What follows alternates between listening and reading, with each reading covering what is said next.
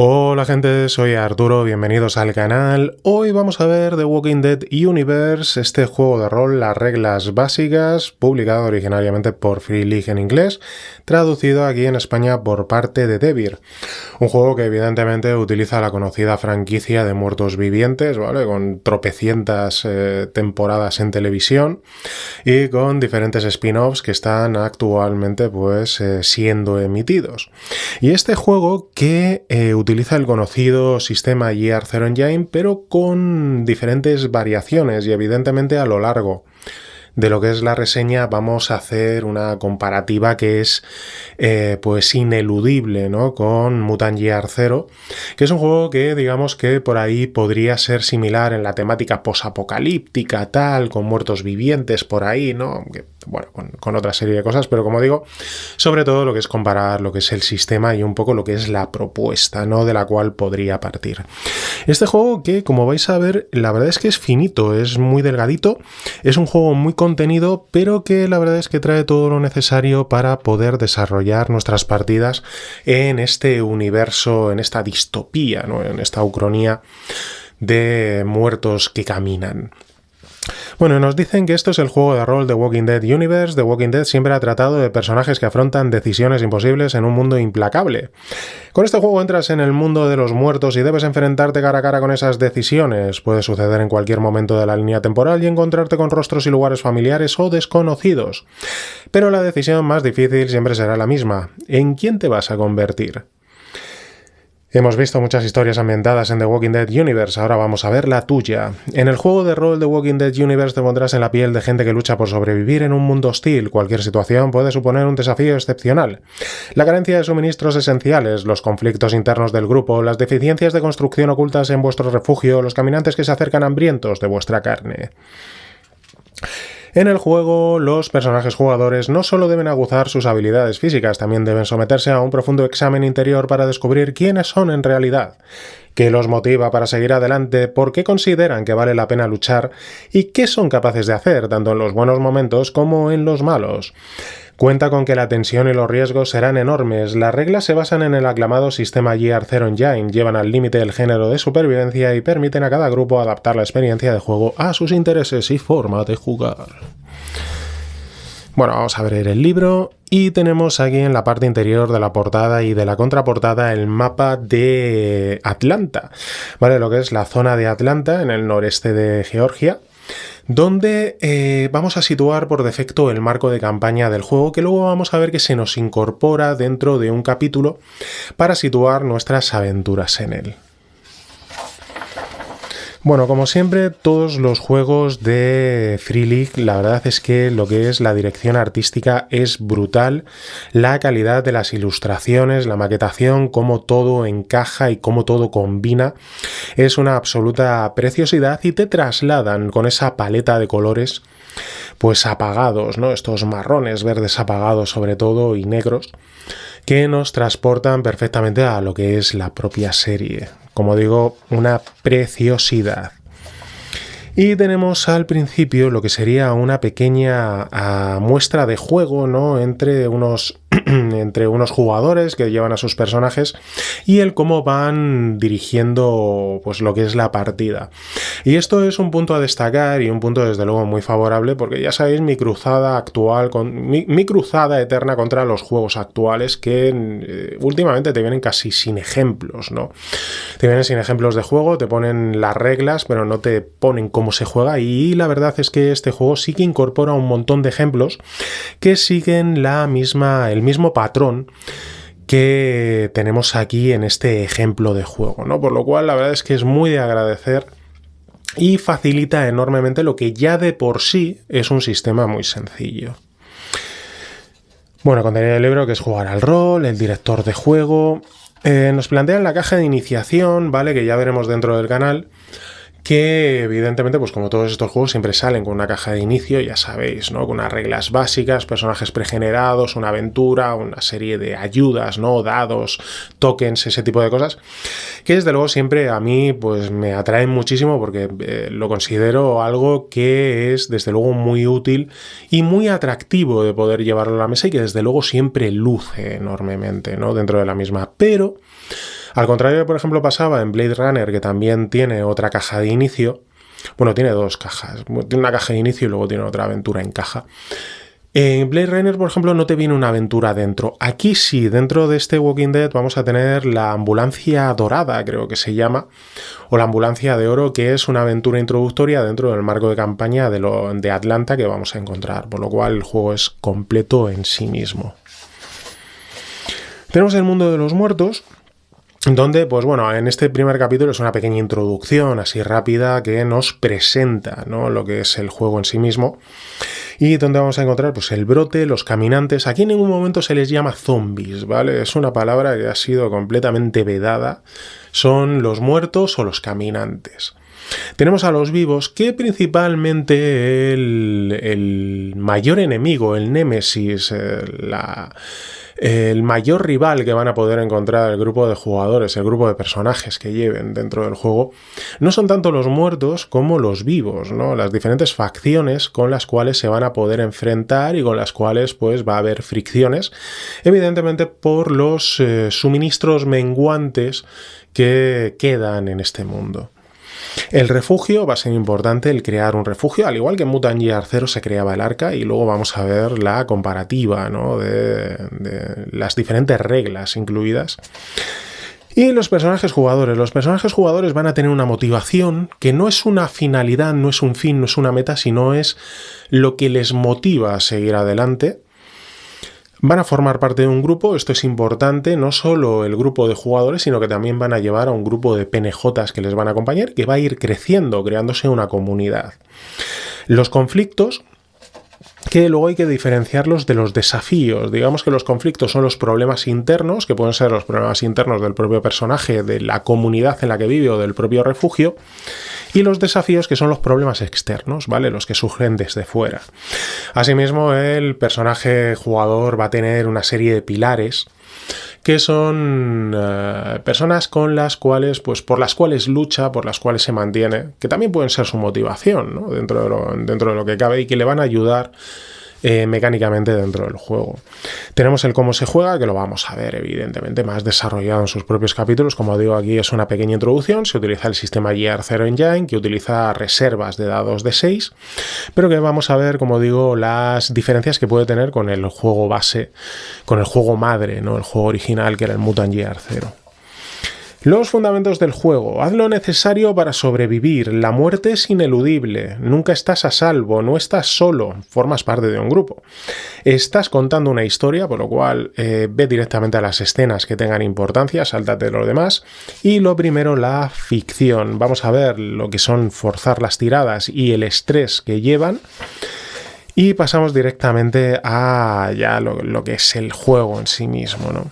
Que tenemos aquí lo que es la introducción, ¿no? Bueno, un poco lo que es el trasfondo, que como veis es muy poquito, porque realmente tampoco se nos cuenta mucho, ¿no? Sabéis que originariamente The Walking Dead pues era un cómic que fue adaptado a la televisión. Aquí dentro de lo que es el manual siempre se nos hace referencia a la serie de televisión, ¿vale? En ningún momento al cómic.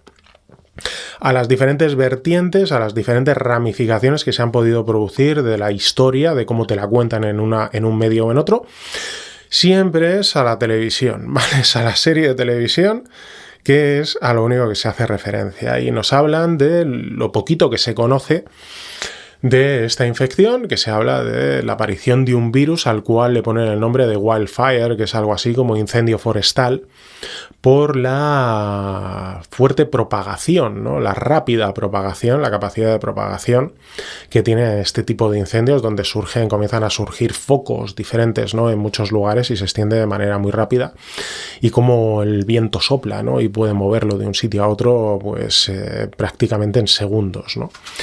Y pues la reacción por parte de los gobiernos, de los estados, en cómo al principio pues se trata de contener, y cuando se ve que eso es imposible, que esto es el fin, pues deciden bombardear en la Operación Cobalto, la llamada Operación Cobalto, los grandes núcleos de población. Y básicamente ese es el inicio, del cual pues no tenemos más información, no sabemos dónde surge el virus, quién es el culpable. ¿Cómo se puede detener? No tenemos la menor idea, ¿no? Este es un juego de supervivencia de día a día, ¿no? No parece que se pueda crear una cura como tal. ¿Y cómo está el mundo? Pues realmente lo que se encuentra, la lucha del valor de la vida, los caminantes, como hemos dicho, ¿no? El hecho de que para matar a un caminante pues hay que destruir su cerebro. Cualquier otro tipo de herida pues solamente le va a frenar momentáneamente. Si eres mordido por un caminante pues te vas a acabar convirtiendo en uno, porque vas primero a fallecer y luego te vas a levantar como un caminante, y que todo el mundo que muere dentro de este mundo pues tiene el virus latente y se despierta o vuelve a alzarse como un caminante, ¿no? Que son una serie de principios clásicos del cine de zombies, ¿no? Que aquí no se pueden llamar zombies. Desde George A. Romero, pues, ¿cómo son tus zombies? ¿No? Pues ahí no son zombies, son caminantes, ¿vale? Y funcionan así. Y sobre todo vamos a encontrar estos cuadraditos de texto donde tenemos esa especie de cartas, esos soliloquios, esos monólogos internos donde vas contando a alguien que falta, que ya no está ahí, pues lo que te ha ido ocurriendo, en una especie de cuaderno de bitácora que se lo dedicas a alguien que ya no te acompaña. Y luego vamos a ver que también tiene importancia mecánica dentro del juego. Y tenemos a los humanos y sus razones para sobrevivir, para vivir, y sobre todo, como digo, que van a ser los principales enemigos que vamos a encontrar dentro del juego, ¿no? En un mundo de muertos, los vivos siguen dando por culo. O como se diga. Bueno, tenemos a crear nuestro personaje. Tenemos pues una serie de pasos donde vamos a elegir un arquetipo, aunque también te dicen que bueno, que se puede crear desde cero tu personaje si quieres personalizarlo, ¿vale? Pero siempre es mucho más fácil, mucho más rápido. Desde luego la creación de personajes aquí dentro de lo que es este juego se hace en 2 segundos si te coges un arquetipo. Eliges un arquetipo, un nombre, un conflicto, una motivación, distribuyes 13 puntos entre tus atributos, eliges 12 puntos distribuyes 12 puntos entre tus habilidades, eliges un talento, eliges tu equipo, defines tu relación con los demás PJs, eliges 2 pilares y describes tu refugio inicial. El refugio inicial, evidentemente, va a ser una construcción compartida entre todos los personajes jugadores. Tenemos las características que van a ser los atributos, donde vamos a tener 4 atributos clásicos: fortaleza, agilidad, ingenio y empatía, que vamos a distribuir esos 13 puntos teniendo en cuenta que tienen que estar entre 2 y 4, ¿vale? El mínimo es 2, el máximo es 4, salvo el atributo que sea específico de tu arquetipo, en el cual podrás ponerte hasta un 5.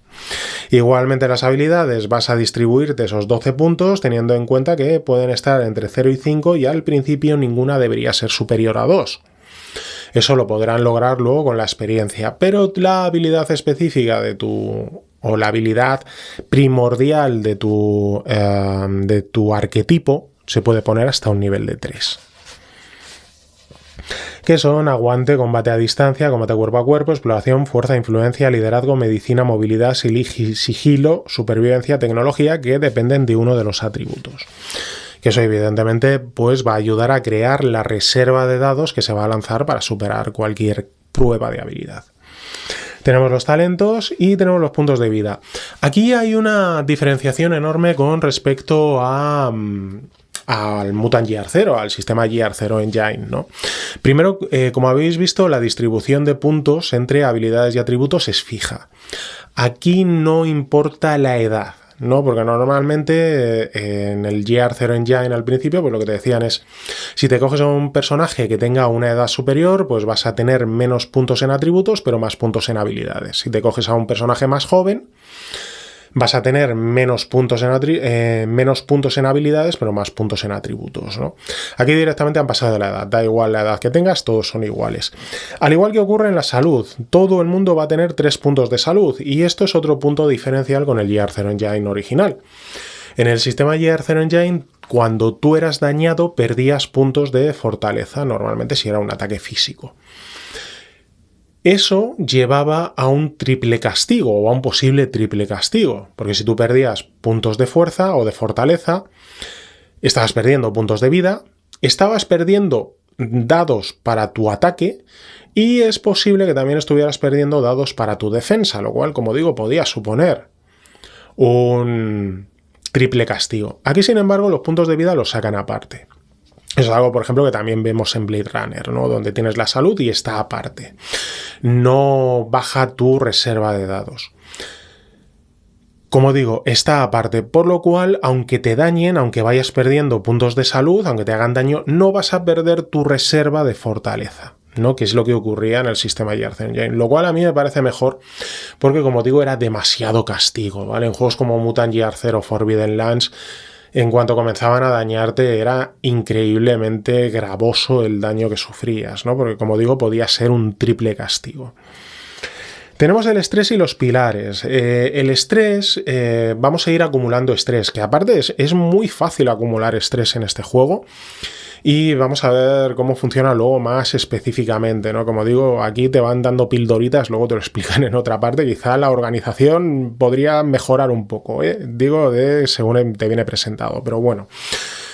Tenemos el estrés. El estrés, básicamente, vamos a ir acumulando estrés que nos va a ir dando dados. O sea, nos va a añadir más dados.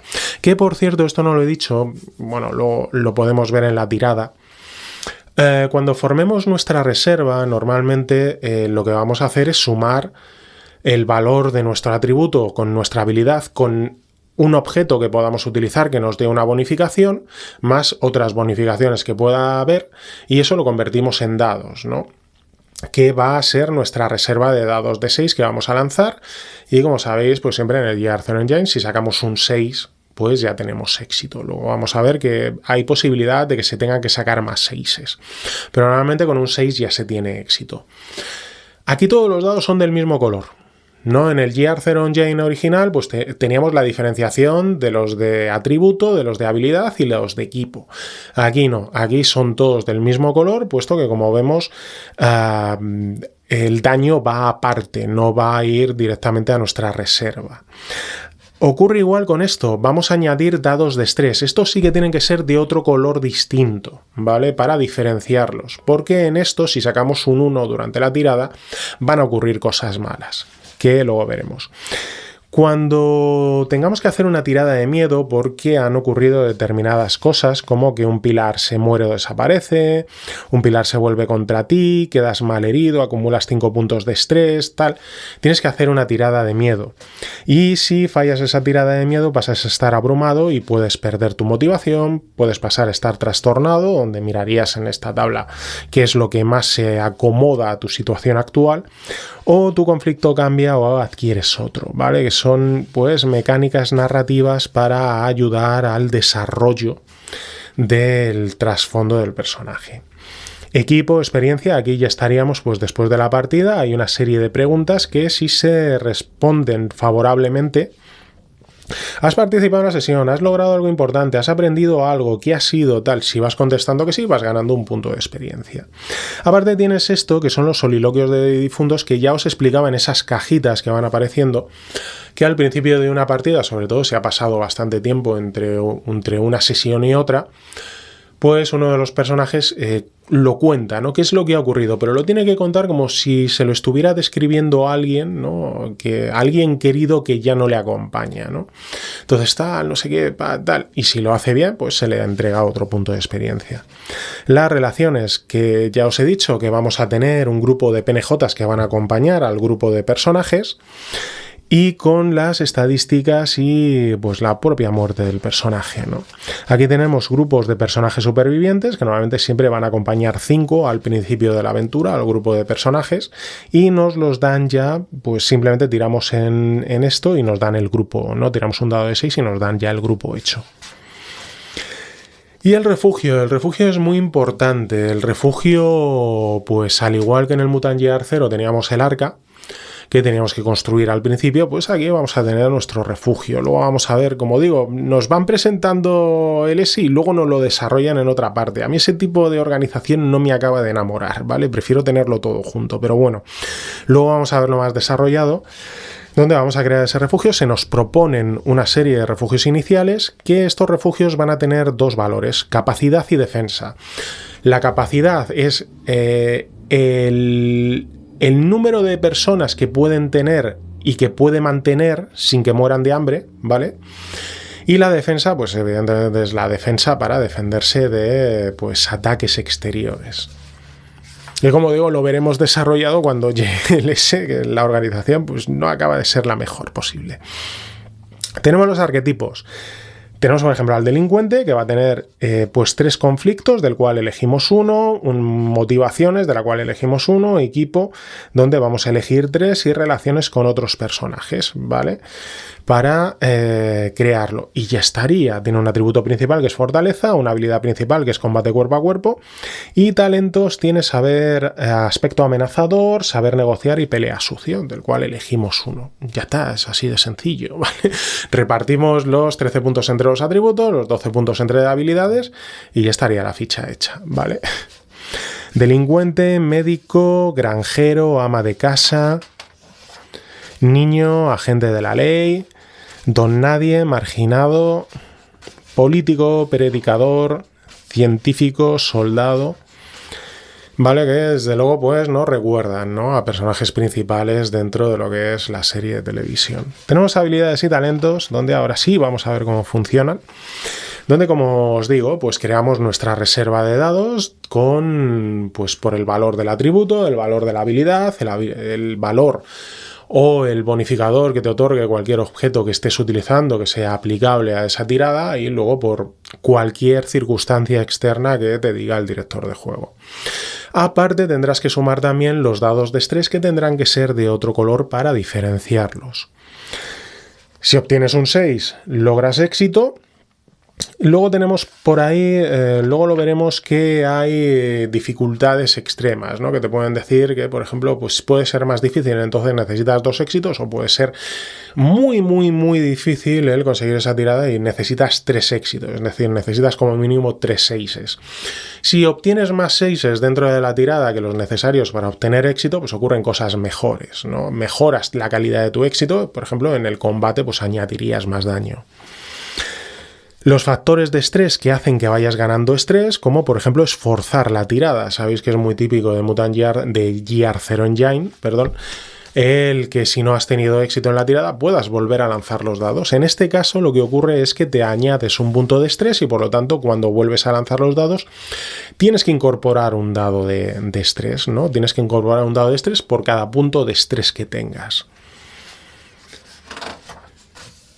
Y si en el dado de estrés te sale un 1, pues ocurren varias cosas malas. La principal es que no puedes forzar esa tirada si no la habías forzado ya, y que ocurre una pifia. Y las pifias pues te ponen alguna serie de ejemplos, como que puede aumentar la amenaza, que veremos cómo funciona, que pierdes algo, se te rompe algo, ¿no? Antes, por ejemplo, como os decía, en el Year Zero Engine tenías los objetos te daban un dado de bonificación.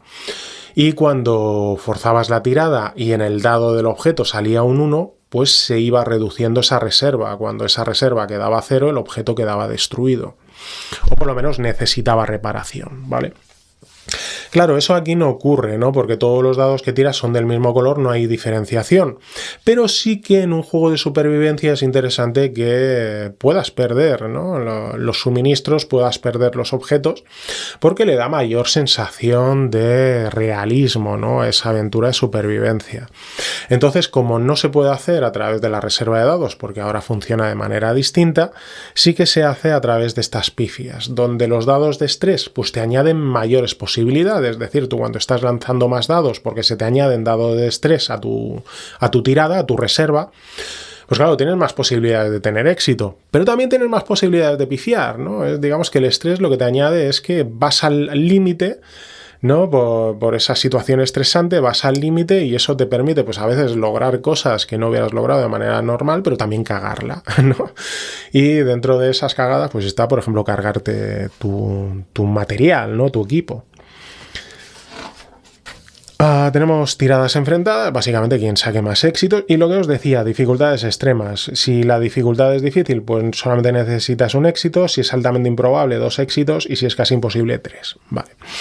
Lista de habilidades, pues las habilidades que tenemos por aquí, que como veis, pues cada una va referida a un atributo para construir la reserva de dados. Los talentos, que tenemos talentos específicos de cada arquetipo, como el agente de la ley, ama de casa, médico, y luego tenemos generales, que puede coger cualquiera. el combate y la curación, donde vamos a tener duelos cuando se enfrente uno contra uno, donde pues básicamente va a ser una tirada enfrentada y dentro de ella vamos a ver quién obtiene más éxitos, ¿no?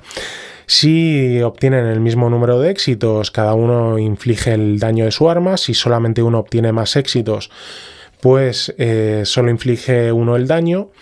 Si alguno de ellos tiene más éxitos, pero muchos más, pues por cada éxito superior al necesario para lograr impactar, pues va a añadir más daño. Y si ninguno obtiene éxitos en su tirada, pues han hecho el tonto, no se han dado y no les ha pasado nada. Y tenemos las pifias cuando te sale un 1 en los dados de estrés y las posibles pifias de combate que tenemos aquí descritas. Luego tenemos refriegas, ya cuando metemos a grupos. Cuando no es un 1 contra 1, sino que son varios y están metidos ahí, entonces hay una serie de fases, como ponerse a cubierto, combate a distancia, combate cuerpo a cuerpo, movimiento, primeros auxilios y otros, ¿no? Una serie de pasos, ¿qué tal? Pero más o menos funciona igual. Y tenemos el daño y curación. Como he dicho, tenemos 3 puntos de vida. Cuando nos quedamos con 0 pasamos a estar mal heridos. Y eso significa que ganamos un punto de estrés y tenemos que hacer una tirada en la tabla de heridas críticas. Que la tabla de heridas críticas nos pone aquí si es letal o no, si hay un límite de tiempo para curar y que deje de ser letal, que nos viene con B y A, ¿no? B días, A horas, ¿vale? Lo que significa es el tipo de equipo médico que necesitamos, si es básico o avanzado. Esto, claro, también sirve para crear aventuras, ¿no? Para crear historias dentro del juego. Si alguien es herido y se necesita material médico avanzado, pues hay que buscarlo, ¿no? Y lo mismo surge pues mira, creo que en tal ciudad, en tal pueblo había una clínica veterinaria que tal y no sé qué, pues podríamos acercarnos y cuando te acercas allí, pues hay una horda de muertos vivientes, ¿no? De caminantes. Y lo mismo hay otra facción que quiere conseguir lo mismo, que está por allí y tal, y pues mira, pues ya vas creando toda una tarde de juego, ¿no? A lo tonto. Tenemos cómo aliviar estrés, claro, cuando vamos añadiendo dados de estrés, que los dados de estrés, la verdad es que se añaden de una manera bastante rápida, porque hay un montón de cosas que te pueden generar estrés, como enfrentarte a una horda, que te disparen, forzar tiradas, tal, y eso va añadiendo, ¿no? Un montón de dados. Pues se alivian bien con la interacción social que puedes rebajar en 1 con alguno de tus compañeros o con tus pilares, ¿no? Que cuando tienes tiempo de descansar con tus pilares, todo el estrés desaparece. Otros peligros como explosiones, venenos, caídas, enfermedad, el equipo, pues, evidentemente armas muy conocidas, ¿no? De lo que es la serie.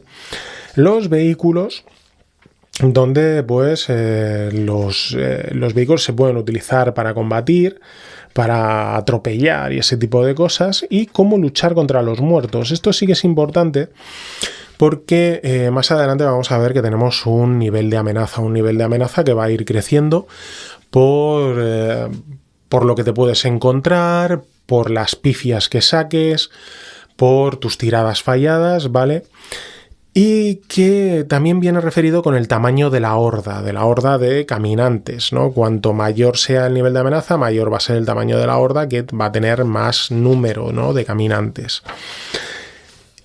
Y que ahí, como vemos, pues mira, pues lo del nivel de amenaza, como digo, a partir de nivel 3 ya te han visto, ya estás en problemas, ¿vale? Ese es el nivel que hay que tratar de evitar a toda costa. ¿Y cómo se pelea contra caminantes? Pues realmente los caminantes no tienen estadísticas, ¿vale? Se considera, si habéis visto la serie, al principio los muertos vivientes era como, madre mía, Dios santo, qué peligrosos que son. A lo largo que va pasando la serie es como, paso por aquí, le meto, ¿no? Le clavo el puñal ahí en la cabeza y van cayendo sin quererlo, ¿no? Los caminantes no tienen habilidades, no tienen estadísticas, no tienen nada. El que va a tirar siempre es el personaje. El personaje es el que va a hacer una tirada que la verdad es que puede ser bastante a su voluntad lo que quiera lanzar, si quiere combatir cuerpo a cuerpo, si quiere tratar de huir, si quiere tratar de bloquearles, ¿no? Cualquier tipo de cosa. La verdad es que puede utilizar cualquier tipo de habilidad, siempre y cuando la justifique, evidentemente. Ahora bien, si falla, se realiza un ataque caminante. Vamos a tirar en esta tabla para ver qué es lo que hace el caminante. Y ya os digo que a partir del 53 estás jorobado, ¿vale? O sobre todo del 52 para adelante ya estás jorobado. ¿Por qué? Porque es cuando el caminante te muerde. No es solo que te hayas hecho daño, que hayas podido perder algo, que te quedes encerrado en algún lugar, tal, ¿no? Sino ahí es ya cuando te muerden y, por ejemplo, pues tienes que amputarte alguna parte de tu cuerpo, ¿no? Para sobrevivir y que no se transmita la infección y te acabes convirtiendo tú en un caminante. Y como digo, la verdad es que es bastante mortal, sobre todo si en el dado tiras 2 dados de 6, ¿vale? Uno de decenas, otro de unidades. Pues si en el dado de decenas te sale un 5, estás jorobado, ¿vale? Muy jorobado. Y cómo luchar contra una horda. Básicamente son unas reglas de combate de masas, ¿vale? Donde pues tratas de redirigir a la horda, de echarla hacia algún lugar, tal. Y mientras tanto, pues puedes recibir ataques individuales como hemos visto en esa tabla. Tenemos el refugio que va a tener, como ya os he dicho antes, como se presentaba, pues va a tener un valor de capacidad, un valor de defensa, y ese valor de defensa se va a casar con la posible invasión por parte de una horda. Que si el valor de la horda, es decir, el tamaño, ¿no? del número de caminantes supera nuestro valor de defensa, van a acabar entrando, hagamos lo que hagamos, ¿no? Por eso hay que tratar de subir tanto el valor de capacidad como de defensa. También el valor de defensa nos puede servir cuando lo que nos ataquen sean los vivos, puesto que ese valor de defensa se va a sumar a nuestra reserva de dados de la habilidad que lancemos. Tenemos los conflictos del refugio, que, como ya os he dicho, problemas internos, y los proyectos que pueden aumentar nuestra capacidad o nuestra defensa. Asimismo, como vamos a estar acompañados por PNJs, ¿no? Por un grupo de PNJs dentro de lo que es este refugio, también podemos formarlos, también podemos hacer que suban sus estadísticas de PNJs, ¿no? Donde normalmente van a tener una reserva normal de 4 dados, pero si les entrenamos para que tengan práctica, pues pasarán a tener 5, y si ya les entrenamos para que lleguen a tener pericia, tendrán 3 más, es decir, llegarán a una reserva de 8 dados, lo cual es interesante para la ayuda que puedan darnos.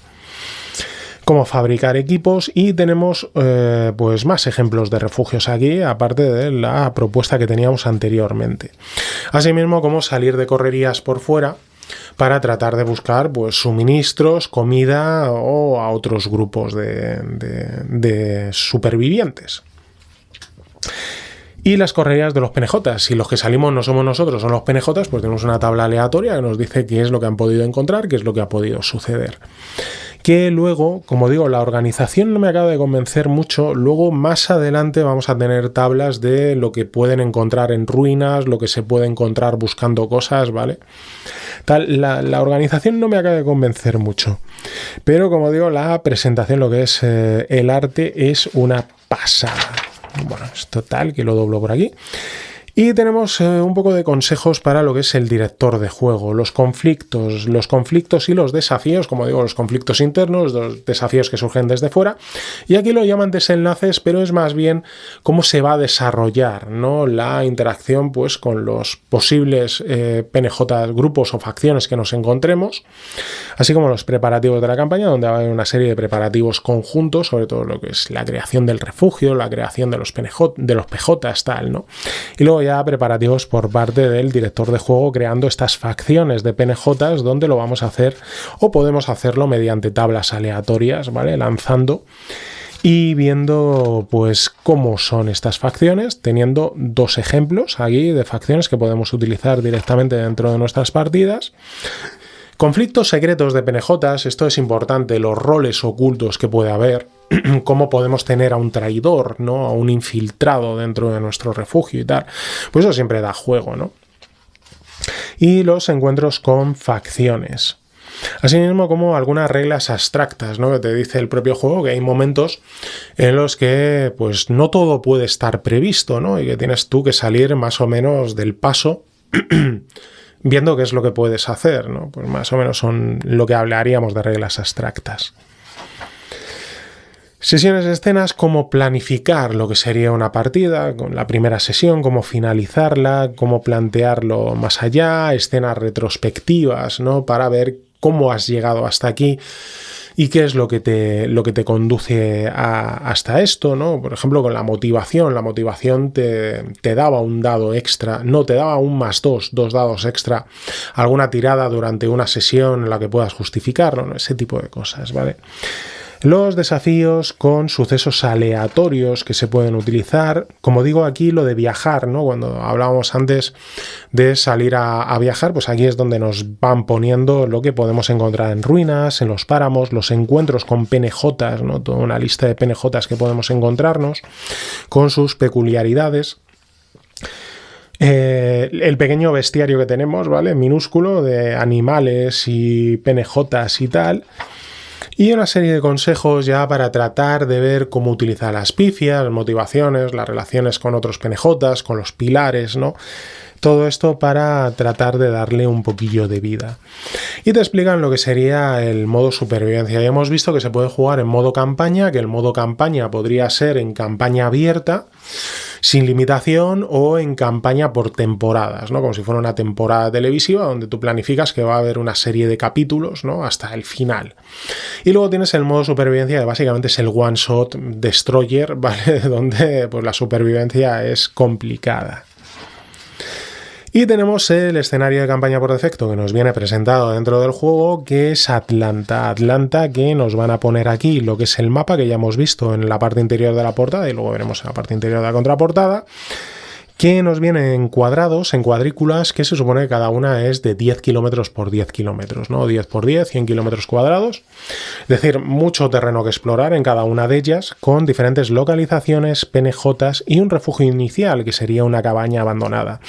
A partir de aquí, la verdad es que si vais a jugar el juego ya pueden ser spoilers, ¿vale? Lo que puede surgir dentro de lo que vamos a ir viendo. Yo tampoco voy a desvelar, ¿no?, todo lo que hay, pero sí que es cierto que si queréis jugar, si vais a ser jugadores, pues es casi mejor que os lo saltéis esto y o dejéis de ver el vídeo ahora, porque tampoco quiero fastidiaros lo que es la partida.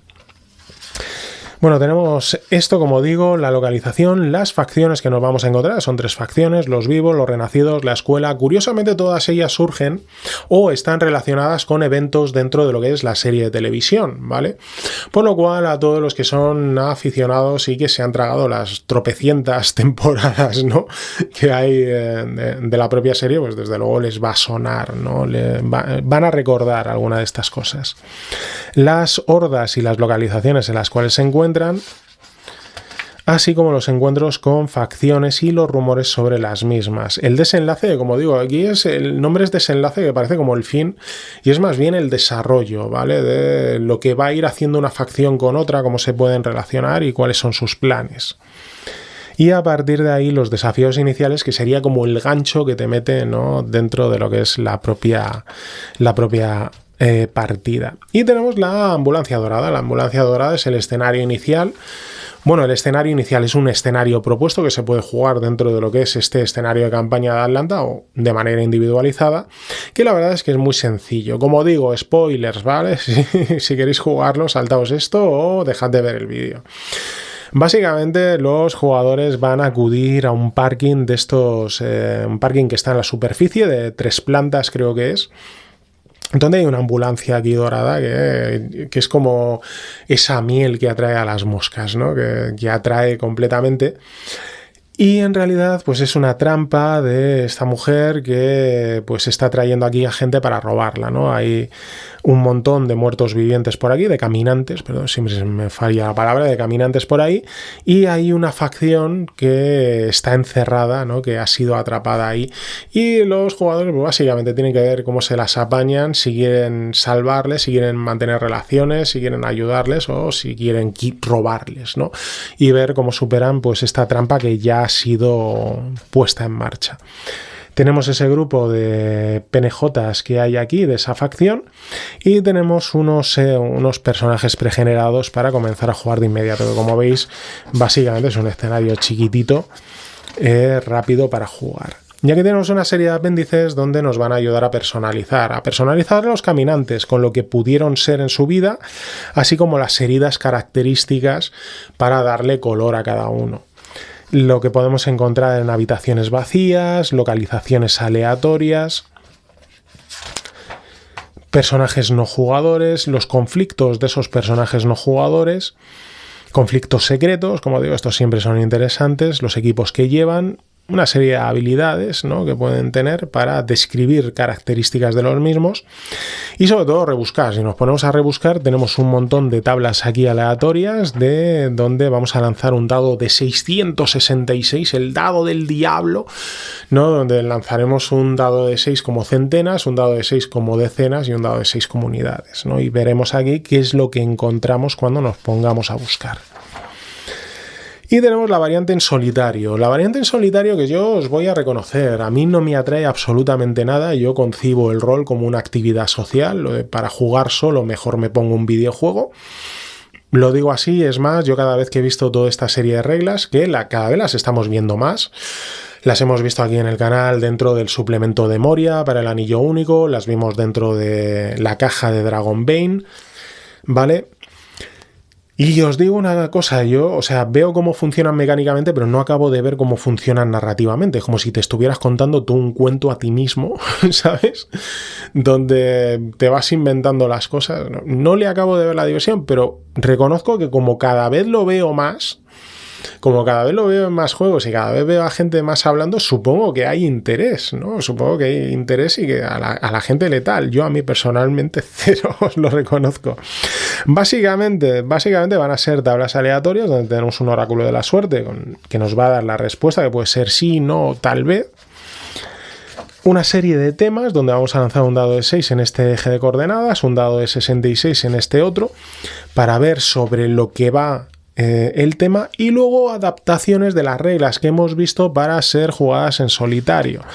Básicamente tiradas enfrentadas, donde pues se va a realizar esa tirada enfrentada, los rumores que podemos encontrar, los procedimientos para explorar edificios y otros lugares, y las tiradas enfrentadas orientadas a un único jugador. Combate en solitario y el posible final del camino. Como digo, comprendo cómo funciona mecánicamente, nunca me acabo de enterar cómo funciona narrativamente el ponerte tú solo a, bueno, tal, voy a hacer esto, voy a ir para tal. No le veo, pero bueno, como digo, como cada vez veo más que hay mayor gente pidiendo el modo de juego en solitario y cada vez aparece más, pues supongo que tendrá interés. Yo personalmente es algo que no me llama absolutamente nada. Tenemos la hoja de personaje, como veis, muy sencillita. La hoja del refugio, la hoja de los desafíos que se pueden encontrar y la bitácora de viaje para ver por dónde, qué es lo que has explorado, por dónde has ido, qué es lo que has podido encontrar. Por aquí la manita, que como veis, pues manita chiquitita. Y tenemos al final este mapa en el interior de la contraportada. Y bueno, este sería el vistazo completo que le hemos echado a este libro de reglas básicas de The Walking Dead, el juego de rol. Y os digo, la verdad es que es un juego muy autocontenido, es un juego que, como veis, pues tiene muy poco paginado, la verdad es que es muy finito, pero que sin embargo tiene todo lo necesario para plantearte tus partidas dentro de lo que es el universo de Walking Dead o dentro de lo que sería cualquier universo post-apocalíptico de invasión zombie, aunque ya sabéis que aquí no se pueden llamar zombies. Con respecto al sistema de Year Zero Engine, la verdad es que me gustan mucho las variaciones que hacen, ¿no? Cada vez veis que los diferentes juegos que van saliendo con este sistema por parte de Free League van evolucionando y van incorporando críticas y apuntes por parte de los jugadores, ¿no? Y yo ya os he dicho que en el Mutant Year Zero o en Forbidden Lands, ¿no?, que eran los primeros juegos con el sistema Year Zero Engine, el hecho de que el daño te fuera directamente a la reserva de fortaleza, ¿no?, sobre todo el daño físico, pues claro, era un triple castigo, era una enorme cantidad de castigo que desde luego te limitaba enormemente de manera inmediata, ¿no? El hecho de que aquí pues el daño vaya aparte de lo que es tu reserva de fortaleza, es mucho mejor, ¿no? No te limita tanto, no es tanto castigo. También es cierto que me gusta más como viene presentado en el juego de Blade Runner, donde la salud viene determinada por tus atributos de fortaleza y agilidad, ¿vale? Por lo cual puede variar dependiendo de los puntos que decidas poner. Lo cual me gusta un poco más que el hecho de que sea fija, todo el mundo tiene 3, ¿no? Al igual que el hecho de que sí que me gustaba más que dependiendo de la edad del personaje, pues pudieras tener más puntos en atributos y menos en habilidades, o más puntos en habilidades y menos en atributos, ¿no? Eso me gustaba más que aquí el hecho de que da absolutamente igual la edad que tengas, vas a tener una serie de puntos fijos. Creo que lo simplifica, pero que esas simplificaciones ahí por ese lado no me gustan tanto. Lo de la salud, sí, lo de que la salud vaya aparte y no te dañe directamente a lo que es la reserva, eso sí que es un punto muy a favor. Me gusta también cómo vienen descrito lo que es el refugio de una manera muy sencilla, con su capacidad, su defensa, los proyectos que puede realizar para tratar de mejorarlo, y luego todas esas reglas de lo que es la amenaza de los caminantes, que creo que es la guinda de este juego, el ver cómo funcionan los caminantes, ¿no? El hecho de que un enfrentamiento contra estos muertos vivientes pues se resuelva con una tirada propia que va a depender si tienes éxito, si no tienes éxito, si no tienes éxito, entonces recibes un ataque de estos muertos vivientes, que creo que representa muy bien lo que es la serie de televisión, que como digo aquí el referente es la serie de televisión, no los cómics. Creo que lo representa muy bien, ¿no? El hecho de que no parecen una amenaza hasta que de repente la cagas y la cagas completamente, ¿no? Y creo que eso la verdad es que le da mucho juego y lo hace mucho más interesante. Por lo demás, está genial que te venga el marco de campaña de Atlanta, porque desde luego ya te da toda una serie de posibilidades, aunque la aventura iniciática que te viene aquí, que es la de la ambulancia, la verdad es que es muy tonta, ¿no? Es una aventura, es un escenario muy tontito para un ratito y poco más, ¿no? Pero desde luego lo que es el escenario de campaña de Atlanta sí que mola mucho. Luego habrá que ver en la caja de inicio cuál es la aventura que te proponen, que también te dicen que es una aventura de un one shot, ¿vale? Para jugarlo en ese modo supervivencia. Como digo, habrá que verlo, ya lo traeremos aquí al canal y lo mostraremos. Pero las sensaciones finales, ¿no? Creo que es un muy buen juego, tiene la calidad habitual de los juegos de Free League, que la verdad es que siempre logran clavarla, ¿vale? Aquí somos Free League lovers dentro de esta casa, dentro del Arcano Cueva, y creo que nunca defraudan. Creo que está muy bien diseñado, que aparte han quitado toda la paja, ¿vale? No repiten contenido, que es por ejemplo algo que sí que ocurre en Blade Runner, donde dan muchas vueltas dentro del libro para tratar de rellenar. Aquí no, aquí van a lo que tienen que ir.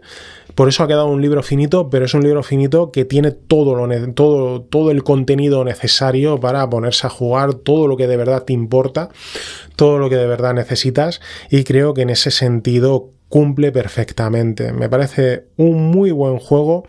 Hay que ponerlo sobre la mesa para llevarlo y para poder ver qué tal funciona luego a largo plazo, ¿no? Porque también es cierto que estos juegos que acaban simplificando tanto, que acaban siendo tan sencillos para poder ponerte a jugar de inmediato, luego quizá a largo plazo te acaban dejando un poco vacío, ¿no? Entonces, como digo, hay que probarlo a largo plazo, pero lo que es la presentación y desde luego las primeras sensaciones creo que son inmejorables. Bueno, esta es mi reseña de este The Walking Dead Universe, este juego de rol, reglas básicas, que viene por parte de Free League, que aquí en España nos trae de Beer traducido, y que desde luego creo que es un juego que merece muchísimo la pena. Cuídense mucho, sigan jugando y nos vemos en el siguiente vídeo. Saluditos.